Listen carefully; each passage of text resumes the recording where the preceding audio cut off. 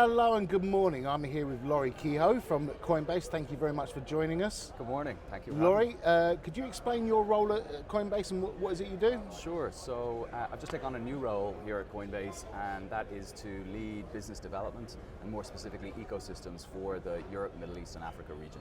So fantastic to be back in London. It's been way too long and really looking forward to spending more time here.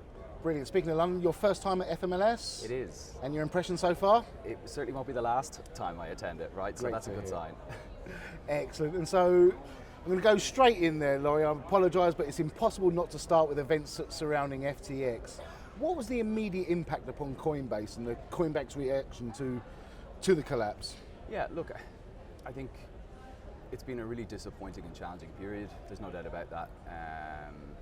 And it's been a black eye on an industry that I've certainly been working in for the last 8 years. And also, Coinbase has been around for 10 years building trust in this space. So it's definitely been challenging. I think it's hard to say otherwise. But to definitely reiterate, from the very start, Coinbase is focused on security, it's focused on trust, it's focused on, I guess, responsibility. And also around, I guess, regulation and compliance. So these are things that we've been working on since day one over the last 10 years, and it's what we're doing right now and what we will do for another 10 years. So for us, a lot of the things that have happened are very disappointing and unfortunate, but they strengthen our resolve in what we decided to do a long time ago, and feel vindicated in the decisions that we've made so far. I understand. So do you think there'll be any long-term damage to the digital assets industry? Yeah, look, what can we say here? I think, again, it's a tough period, and I think that trust has to be rebuilt in a lot of ways.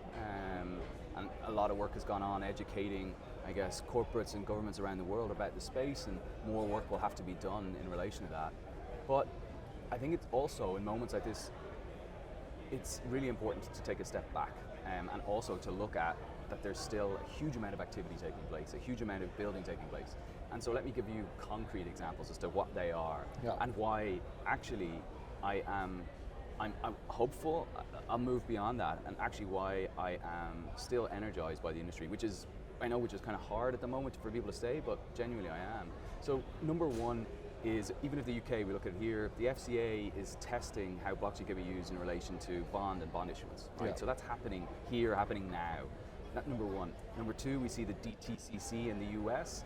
They are processing over 100,000 transactions per day using blockchain technology. So that's live and happening. We saw JP Morgan earlier in the week announce that they are creating a digital wallet. Twitter is creating a digital wallet. Revolut is creating a digital wallet. So they're indicators of Web3. And then finally, and from an area that's close to my heart, which is the developer community, there are some really important stats which demonstrate the heartbeat of the Web3 ecosystem. So number one, which is in relation to Web3 libraries. So basically developers use these Web3 libraries to basically create, to trade and develop solutions. And these Web3 libraries, the activity that is up over 3x what it was this time last year. Number two are smart contracts. So the number of smart contracts being created between this time last year and this year is up 160%. And then thirdly, the number of dApps, or decentralized apps, in 2018 was around 1,000. It's now nearly 13,000. So if you look at those core stats, what you're seeing is actually lots and lots of activity. And that is why I am genuinely bullish about where this is going. We're in a difficult spot, but you need to look at the facts. And so how do we translate that activity into trust? So, and I guess in a number of ways. Number one is actually it comes down to regulation, right? And this is something which I think people feel crypto companies are anti-regulation and that whole space, and that's actually not correct. From a Coinbase perspective, we've been advocating for regulation around the world, actually for some time. So the way we look at it is that crypto is global, and regulation should be global too. So what we're doing is we are open and actively working with regulators from around the world to try and create thoughtful regulation that really enables the Web3 economy, but also protects investors. So from a European perspective or EU perspective specifically, we're seeing, I guess, MiCA come out. The text looks like it'll be finalized in February of 2023, and then there'll be another kind of 12 or 18 month period for people to, I guess, to follow those, to follow the regulation.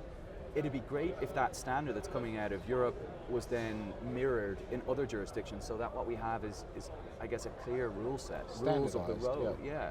So the way I kind of synopsize that is regulation brings standards, and standards brings adoption. So actually, for the number of crypto users to go from about 300 or 350 million at the moment to 1 billion, regulation is going to play a big part for that number to go from 350 million to 1 billion. Yeah. It's actually going to unlock it. So it's a good thing. I mean, speaking of growth as well, I mean, you yourself, Coinbase saw extraordinary growth and onboarded a whole new generation of traders during the pandemic. What challenges have you faced keeping those new traders engaged during the periods of high volatility and price drops?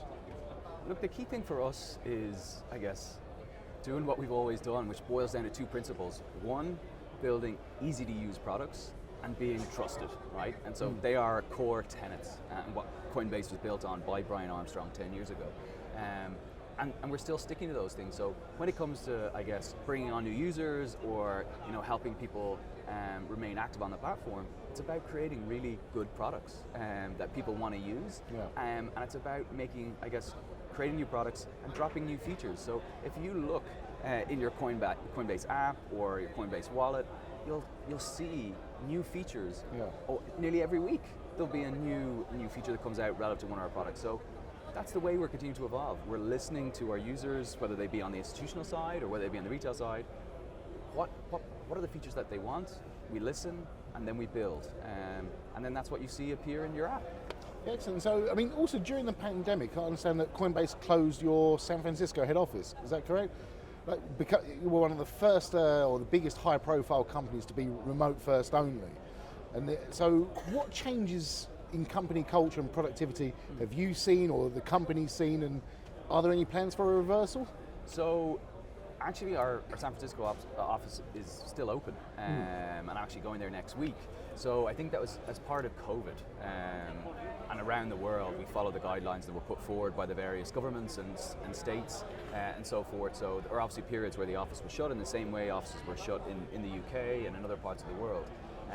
So Coinbase has embraced a remote first world and reality, and that's enabled us to attract talent from, I guess, from pools that we didn't have access to before, whether that was in the US or whether different parts of the UK, for example. So it's something that has worked, that transition, I guess, from totally physical to remote first was actually pretty seamless. And I think the company was moving in that direction, this is my personal view, prior to COVID anyway. Okay. So there's a lot of people who are very happy with that hybrid model.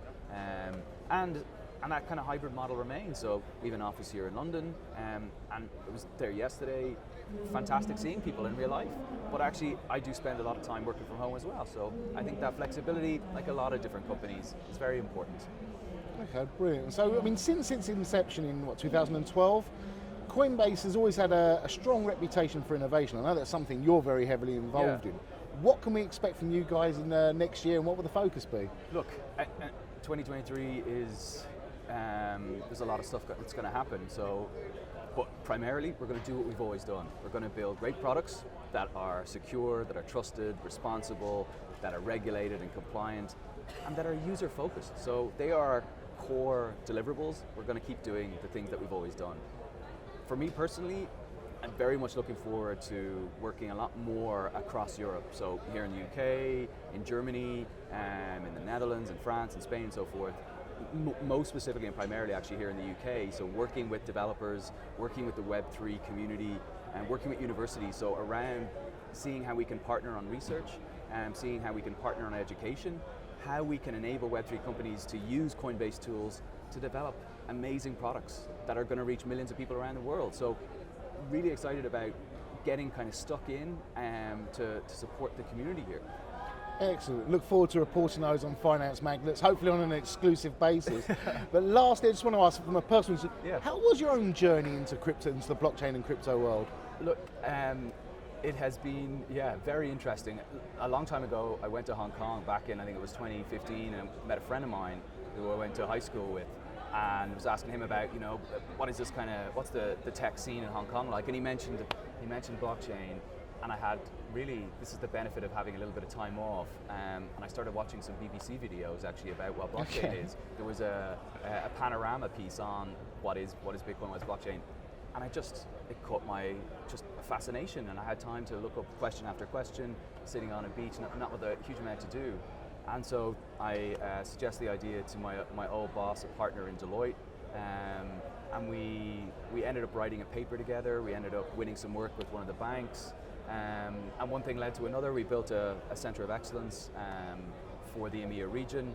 I then left Deloitte. I joined Consensus, which is affiliated with the Ethereum blockchain, and then developed a team there, about 50 people based out of Dublin for the EMEA region, and then joined BNY Mellon to lead their business development team for EMEA as well. And then joined Coinbase back in February of this year. So, I've been a user of Coinbase since 2015, always admired the company, was always trying to figure out a way to get my foot in the door. And yeah, very happy that there was an opportunity to manage to stick my foot in the door. And here I am. So really looking forward to 2023, and genuinely really looking forward to getting a better understanding as to what's going on in the UK and enabling it to grow, and enabling the Web3 economy here to grow. Brilliant, look forward. Lory, thank you so much for speaking to us. Pleasure. I hope you enjoyed the event. Look forward to seeing you next year here. Absolutely, thank you. Thank you. Cheers.